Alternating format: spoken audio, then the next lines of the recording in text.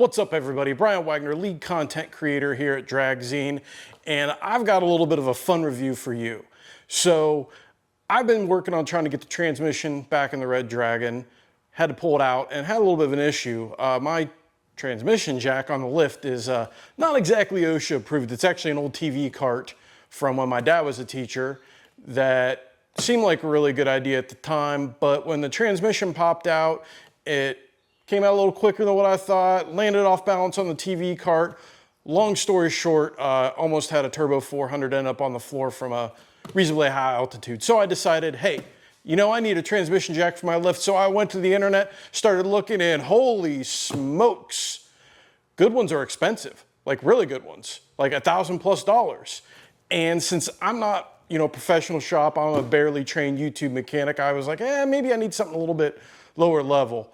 Harbor Freight didn't have anything, strike two. So I went to good old Jeffrey Bezos and Amazon and started looking, and there were some very cheap but potentially sketchy transmission jacks on there. Looked a little bit further and I found this lovely Vavor unit, tough tools at half the price. Well, looking at the reviews, you know, for a $200 transmission jack that holds about 1,300 pounds, I was like, you know, is this thing gonna be any good? I really couldn't find any reviews that I thought were decent. So I'm taking the plunge, spending the money, and reviewing this for everybody on the internet to really check out a real world review. The Amazon reviews, some of them were good, some of them were meh. There was people that gave it a 1-star because they said the packaging sucks. Well, part of that problem is this thing's heavy. Like, it's legit heavy duty. Be interesting to see when we get out of the box what it's like. So it's heavy nature, and probably the fact that it was not handled with the most gentle care by the shippers might have caused that issue there. Some of the other reviews I attribute bad reviews to people just not being able to read directions, use directions, or not mechanically inclined. So didn't really see any too terribly bad red flags. Some of the reviews I automatically discounted because frankly they're way too well written to be from someone that just was grabbing this to do it. So I've already actually cracked this open, the box, to make it a little easier to open up to start with, because there's nothing more annoying than watching people on unboxing videos fumble with stuff. So we're gonna skip that. So let's open this up. So like I said, it's Vavor 13, I think that's how to pronounce it, 1,300 pound limit. All right, it's packaged somewhat decent. Directions wise, not your typical, kind of typical China level instructions. Not too terribly bad. Yeah, I think these are fairly straightforward, and since I do not have a smooth brain, I should be able to figure this out. So yeah, not bad. Even got instructions in there. So let's crack this open. We've got some leggies here. Again, we're just gonna do the quick and dirty review on these before I start doing them. Definitely some interesting robotic welds at times, but powder coating paint's pretty solid. They're very heavy duty, so no disappointment there. Does not feel like it's going to kill me. The little moving ring, I mean, nothing too terribly big to write home there. The casters, people complained about the casters. They appear to be metal in nature, and looks like they're gonna roll bearings. I mean, again, nothing too terribly bad or out of the ordinary there. Got another one there. Let's dispose of that. All right, now we get to the meat and potatoes. We've got our actuator pedal. I'd seen some complaints online that this was cheap and chintzy. Maybe I got an upgraded one. This doesn't feel too terribly bad, kind of solid, so that's good. We've got the plate that the transmission mounts to, as you can tell by my out of shape grunt. Again, not a really light piece at all, so taking a look at it here, just a real quick glance.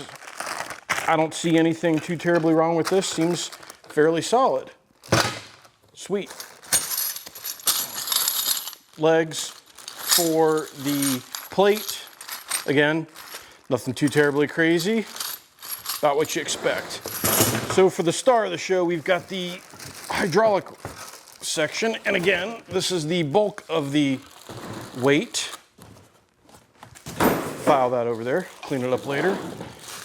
Let's see here, what are we looking at? Again, I've bought worse things off of Amazon. Looks like we've got our open and close situation here and everything else. So looking it over, all the critical, what I would say welds and whatnot, don't look too terribly bad. Powder coating doesn't look bad. Again, this thing is it is heavy duty. So yeah, I'm not terribly upset yet. So let's go ahead and let's work on getting this thing assembled.